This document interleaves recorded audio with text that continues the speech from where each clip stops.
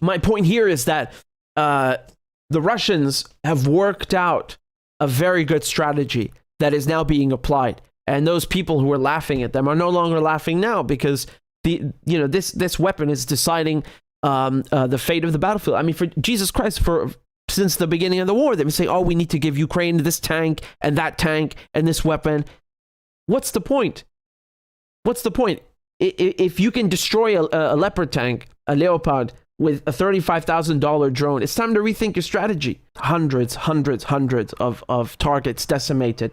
So, I mean, weapon systems that are so egregiously expensive, outrageously expensive, just gone in the blink of an eye because of these drones. So this is Russia's secret weapon, without a shadow of a doubt.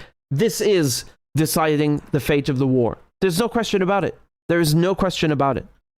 The Russians have really perfected this, and as the Iranians have. And remember, I mean, Iran under sanctions, Russia under sanctions, but Iran, had to come a much longer way, right? Because Russia, again, was only really sanctioned, well, 2014, yes, but really started last year.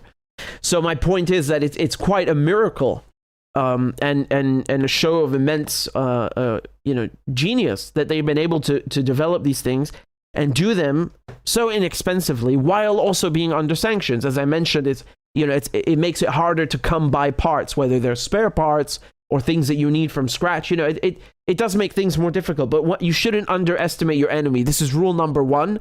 Not just in Art of War, but I think everybody has heard this at one point. Never underestimate your enemy. This is what NATO have done. They've underestimated the Russians.